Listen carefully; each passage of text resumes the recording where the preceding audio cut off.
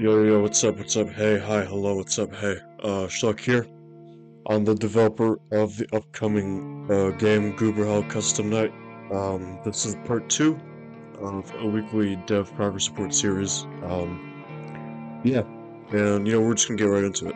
I coded 3 characters this week, making the total, 12 out of 32, fully complete.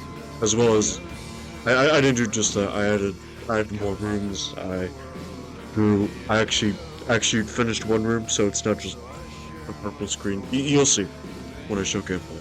And yeah, I'm gonna go into it. I'm gonna give further detail on the characters that I added this week. And yeah, let's go. Okay, here we are at the character selection screen. Hopefully my mic quality isn't as just abysmally awful as it was in the last video. I don't know. Yeah, but we're gonna ignore that. We're just gonna go straight into it. So, I set them all to 20, but obviously not all 32 of them are coded, so I'm just going to deactivate the ones that, yeah, are not coded.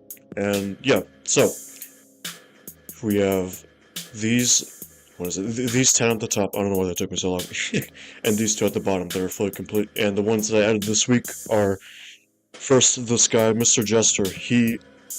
Honestly, we're starting off with a bang here, because he might just be the absolute worst character in the entire game to deal with.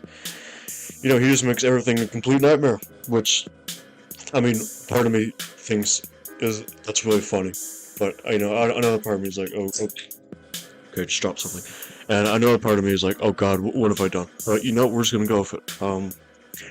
So yeah, Mr. Jester, he introduces this thing called the clown scan, which is kind of like this motion tracking device thing. You'll see when I show you gameplay. And how he works is he'll just wander throughout the building, because if you remember, there's not just one office in this game. There are multiple rooms you have to go into. So he can enter in any of those rooms. He does have a set path, so you can't predict where he goes, which is definitely helpful.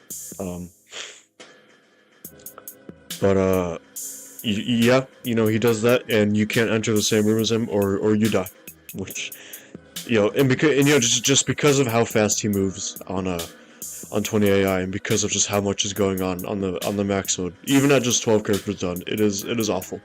Pretty much the strategy. And oh yeah, and I forgot, you can use audio lures to lure him around, which, I mean, obviously that's very important to help him get away. And yeah, the strategy for him currently is to you just lure him into this one room of the entrance, which is in the very back of the building, and which also just basically resets his position, because that's where he spawns. And yeah, so you just reset him to them as much as you can, and yeah, that's the strat. Yeah, he sucks and he's a pain, and yeah. but thankfully, next character I added, this guy, the Tardigrade.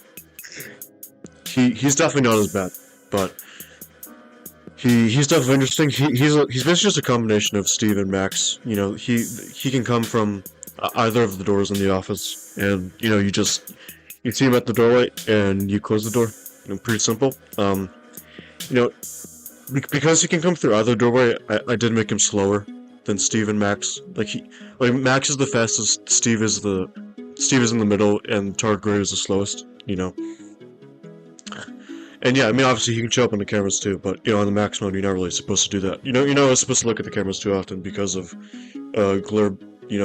This guy, you can't look at the cameras or he'll kill you.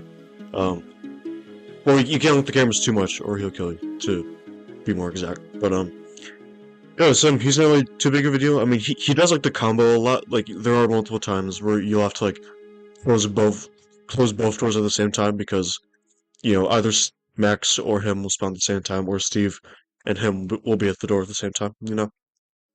So yeah, like, he's not really that bad, but he can sneak up on you if you're not careful.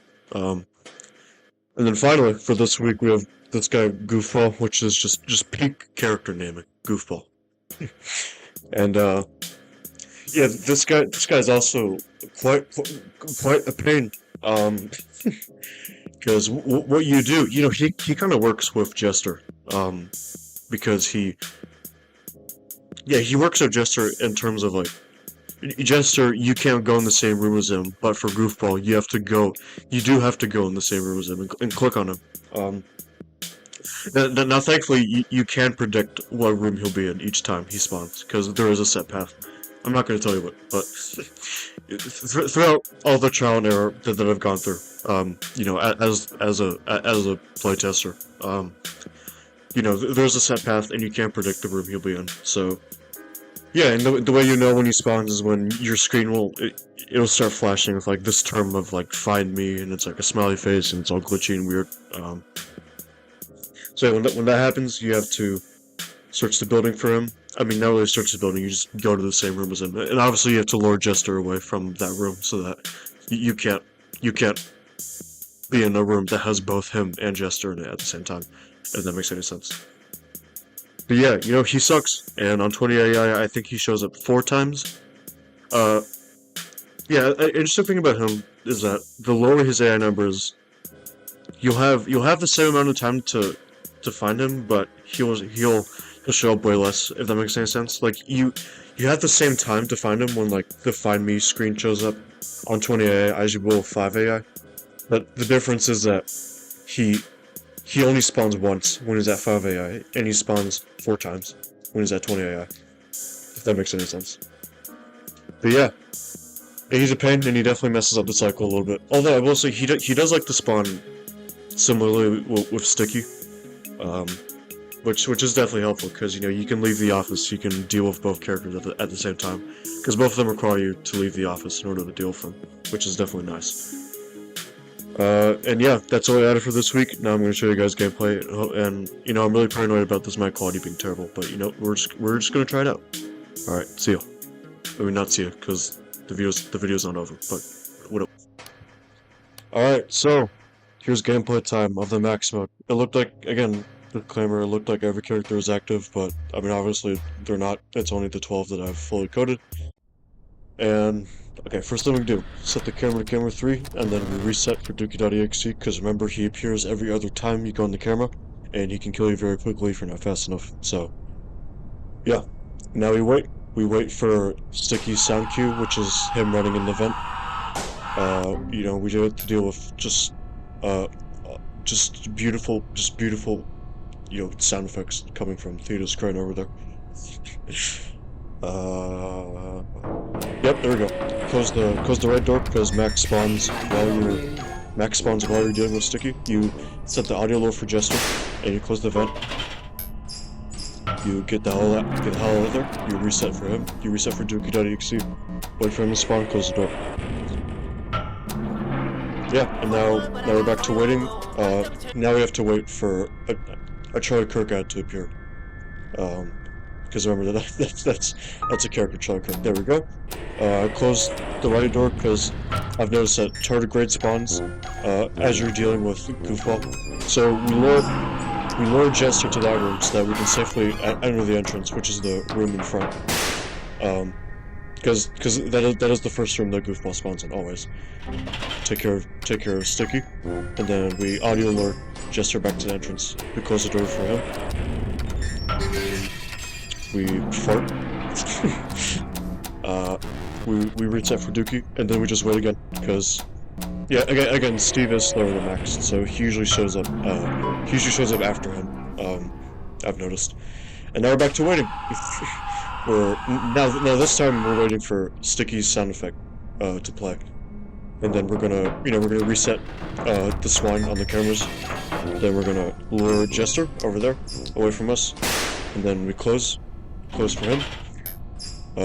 Get out of there. Reset for .exe. See tardigrade at the door. We close that. God, that's such a cool sprite that I did for him at the door. Sorry, okay, I got distracted. We play the game. We Dookie, and now we're waiting for Steve to spawn. We're either waiting for Steve to spawn or we're waiting for Sticky sound effect to play. One of those two.